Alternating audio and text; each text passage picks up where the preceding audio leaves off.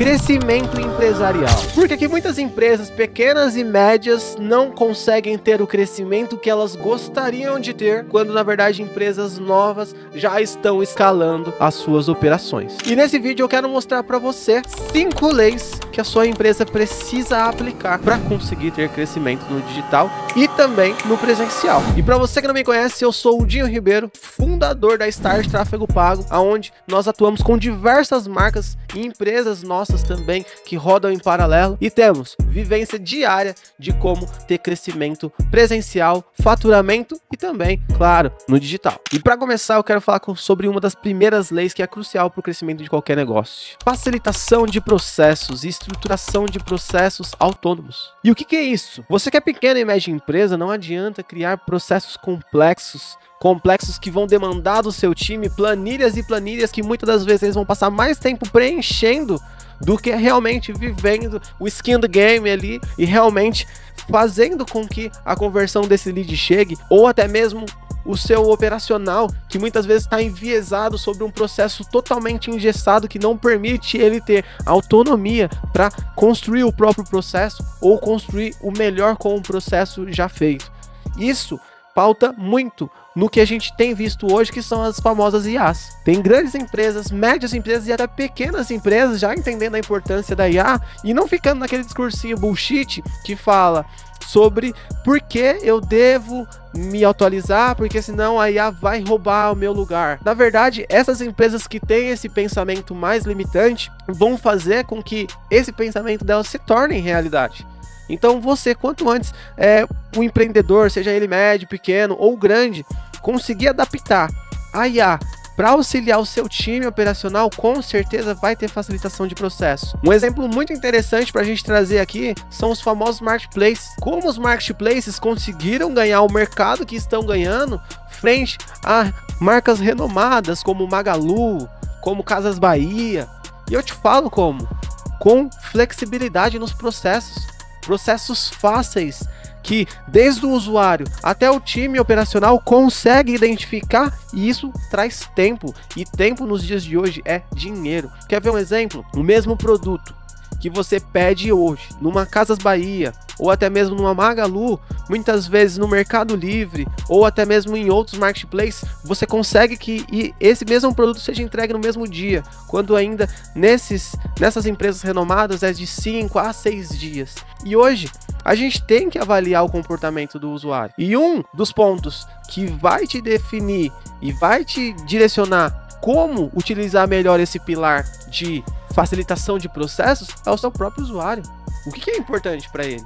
Mas a gente já vai chegar nesse ponto. Então, quanto mais fácil é o meu processo, mais agilidade eu ganho, mais tempo eu tenho para conseguir impactar o meu cliente na ponta com algo que é realmente relevante para ele. E é claro que para ter facilitação de processos, eu preciso primeiro ter discernimento. E como que eu vou ter discernimento? Logo chegando no nosso próximo ponto. Distribuição é muito mais importante do que o produto em si. Ah, Jim, então quer dizer que você está falando que não preciso cuidar do meu produto? Sim, você precisa ter um produto de qualidade. Mesma coisa para o serviço. Se você tem um serviço de qualidade e você não sabe como distribuir esse serviço de uma forma que vai te dar margem e que vai te dar autonomia para conseguir escalonar esse produto, esse serviço, você vai ficar engessado. E isso vai impedir o seu crescimento. Então, como que a gente pode pegar esse exemplo? Quais são os canais que eu vou distribuir esse produto? É no Instagram? É no Facebook? É no Google? É nos 3?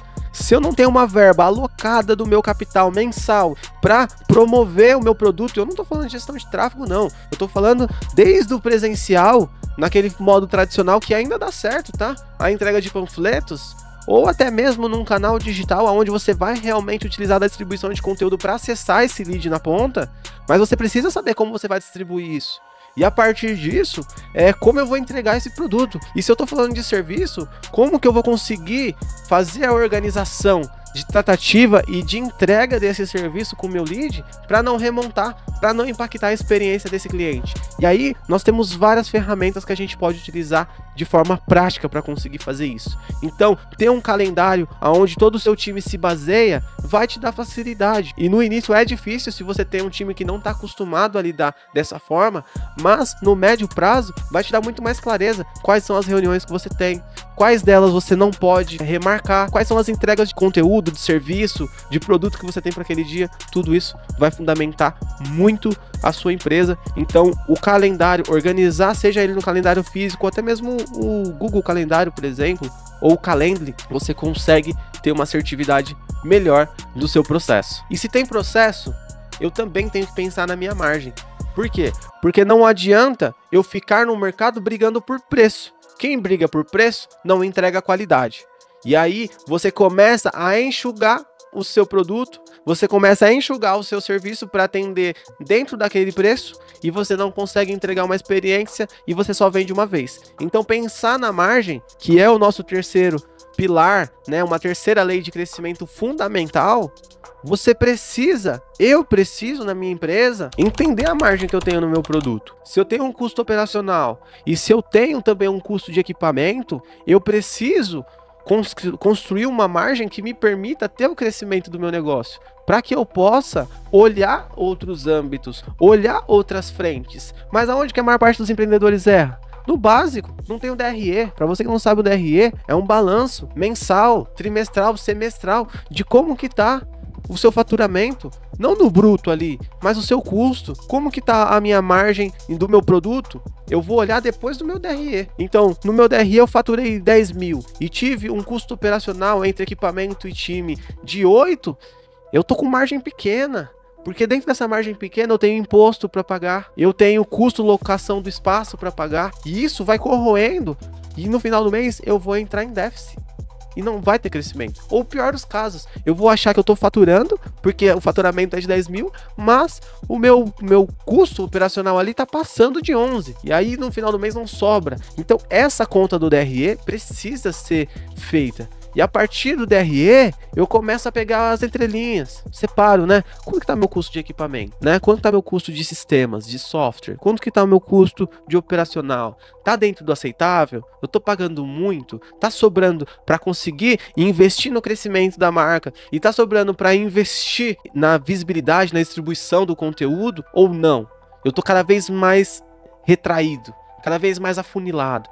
Então alguma coisa precisa ser feita. E a partir dessa clareza que eu começo a analisar a margem do meu produto. Se o meu produto está muito barato, se ele está muito caro, né? Às vezes eu tenho leads chegando interessados, só que eles vão embora pelos mesmos motivos que eles chegaram. Porque eles esperavam uma coisa e você está fora do mercado oferecendo algo muito maior. E aí não tem público B, público A que compre. Porque o conhecimento está disperso. E o do público A ao público B e o C, até um pouquinho do C ali, já tem um certo discernimento do que é caro e do que é barato. Claro que dentro da perspectiva do que é realmente relevante e tem valor para cada classe social ali, se você tá me entendendo. E se você não tá me entendendo, deixa nos comentários também, que a gente procura ajustar a nossa comunicação para falar com você num ponto que você vá conseguir aplicar isso dentro da sua marca. E quer saber qual que é o pior erro desse pilar? É quando o empreendedor não consegue separar a pessoa física do PJ. A gente nem tem por que a gente se aprofundar nisso. Você fez transição de carreira, uma coisa que você tem que aplicar, e eu apliquei de imediato, é que a partir de agora eu sou uma pessoa física e eu também sou uma empresa. Cada um desses dois precisa ter uma conta individual, aonde cai dinheiro específico,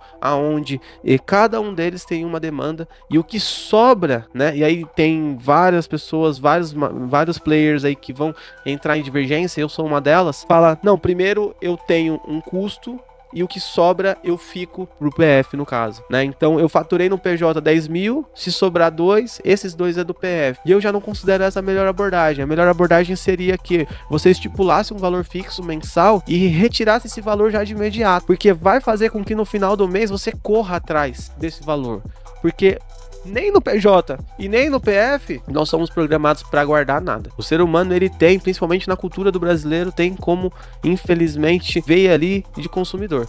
Então, se não tem dinheiro no caixa sobrando, vai ser consumido de alguma forma, e a gente precisa ter discernimento sobre isso e separar o seu primeiro um valor ponderado dentro do seu tamanho, né? Não adianta você faturar 10 mil e querer pegar 8 para você, porque isso não é uma realidade. Geralmente quem fatura 10 mil vai sobrar ali na folha no final do mês 2.500, quando na verdade às vezes até menos do que o próprio time operacional. Então isso você tem que ter discernimento, mas é importante nesse pilar também. E qual que é o quarto pilar desse cliente? Como que a gente vai entender qual que é o melhor produto, qual é o melhor serviço que eu vou oferecer para os clientes? Perguntando. Então o quarto pilar, ele resolva um problema real do seu cliente. Não venda para o seu cliente pelos seus motivos, e sim pelos dele, né? A partir daí você vai ter um discernimento, uma mudança de narrativa, de tratativa com o seu lead, que vai fazer com que ele se sinta mais abraçado, e a partir disso vai fazer com que ele também tenha mais interesse em fechar com você. Uma coisa eu posso te falar: o tamanho da sua empresa tem intimidade direta com o tamanho do problema do cliente que você resolve. Se a gente não está resolvendo um problema realmente real desse cliente, faz com que ele não veja o valor necessário que nós temos dentro da companhia dele, seja ele um B2C ou um B2B. Então, entenda o problema do seu cliente. Já falamos sobre isso. Se você não assistiu, nós temos um episódio falando só sobre público-alvo, como estruturar o seu público-alvo, como fazer dele realmente o seu mapa de como conduzir e impactar esse cliente. Vai estar aparecendo em algum lugar dessa tela aqui para você clicar. Assiste esse aqui, depois já vai para lá para você ver até o final esse vídeo aí. Por último, mas não menos importante, o time e a cultura da empresa. Se fala tanto sobre isso, sobre cultura, sobre time, mas alguém sabe realmente como é isso na prática? Simples. Processos. A cultura da empresa, de uma forma simplificada, é feita de processos e de gente. Tenha processos pautados e alinhados, onde cada um saiba o que precisa ser feito, e tenha gente para conduzir esse processo. Porque não adianta eu, empreendedor, construir um processo e falar, segue aí, porque isso não vai rolar. Você precisa estar em cima, olhando, entendendo com o seu time as dificuldades dele, se colocando no lugar de time, e junto do time você construir travas para que o time não fuja do que é para ser feito, e construindo travas para que o time não caia nos mesmos erros. Porque errar a gente vai, mas a gente vai errar menos do que a gente vai acertar. Isso é fundamental. Essa é uma cultura que nós implementamos aqui na Start. Nós vamos rápido e também temos cada vez menos erros no nosso processo, porque eles são nortes pra gente. Quando eu norteio o meu processo, quando eu coloco ali, olha, a gente já errou nisso, então não vamos esquecer esse erro, vamos marcar ele aqui, vamos dar um lugarzinho para ele aqui, para sempre que a gente tiver dúvida, a gente voltar aqui e não acontecer mais. E isso faz com que o time tenha senso de responsabilidade, se sintam autônomos do que estão fazendo. E a partir daí, você não está treinando funcionários, você está treinando empreendedores que fazem a gestão não só do seu dia, mas da empresa, porque eles se sentem parte disso. É lógico que tem a parte da cultura, né? E não são todos, e a gente nunca quis todos dentro da nossa cultura. A gente constrói a nossa cultura e instala o método e o processo, e as pessoas que vêm, se elas estão de acordo com o que a gente vive e o que a gente acredita, elas automaticamente entram. E o nosso próprio processo, a nossa própria metodologia, quando não é para essa pessoa, ele mesmo expulsa essa pessoa, porque ela não consegue lidar com o nosso processo, que é mais profundo, tem mais cobrança, tem mais resultado também. Então isso é fundamental em empresas que querem crescer. Estabelecer isso. Processo, método e gente que entrega. E eu vou ser sério pra você, um time desalinhado custa muito mais caro. E a cultura pode até ser uma frase bonita, mas a cultura que você implementa dentro da sua marca, ela vai dar raízes pro crescimento que vocês esperam. E antes de continuar por aqui, já deixa o seu like, se inscreve no canal se você chegou até aqui. Obrigado pela sua presença. Deixa nos comentários o que a gente pode melhorar, o que a gente precisa melhorar, porque a gente está sempre em evolução para trazer o melhor conteúdo para você que está aí do outro lado, aplicar dentro da sua marca. Quais foram os temas que a gente abordou aqui? Facilitação de processos. Utilize essa ferramenta tão incrível que está chegando aí, que é o mesmo poder destrutivo que ela tem, ela também pode auxiliar muito o seu crescimento, que é as famosas IAs. Entenda como aplicar isso no seu negócio. Nós temos treinamento aqui na Start só sobre isso. Então, se você tem interesse em fazer isso na sua marca, entre em contato conosco. Também disponibilizamos aulas práticas para você conseguir fazer isso. Outra coisa que nós falamos também foi ter margem no seu produto, porque o seu produto vai definir se você vai ter ar para conseguir respirar o crescimento ou se você vai fadigar no meio do caminho. E é claro, terceiro, mas não menos importante, resolver o problema real desse cliente. É importante entender como vai resolver esse problema desse cliente. Falamos também que a distribuição é muito mais importante do que o produto em si, do que o serviço em si, e isso é uma verdade. Falamos que a cultura também da empresa, ela é feita pelo time. Se o time não está alinhado, não tem cultura, então isso daí vai fazer com que a sua marca cresça, e nem sempre construir uma cultura é fácil, né? O empreendedor tem que ter pulso firme, e muitas das vezes as decisões que ele vai tomar não vai ser totalmente compreensivas, mas vão sim fazer com que todos cresçam, mesmo que no curto prazo pareça não fazer tanto sentido. É lógico que precisa de um bom treinamento, precisa entender o que está fazendo, mas na medida do possível, com certeza, esse vai ser um dos temas que a gente sempre vai estar trazendo aqui para auxiliar você, empreendedor, a conduzir com o seu time aí na ponta.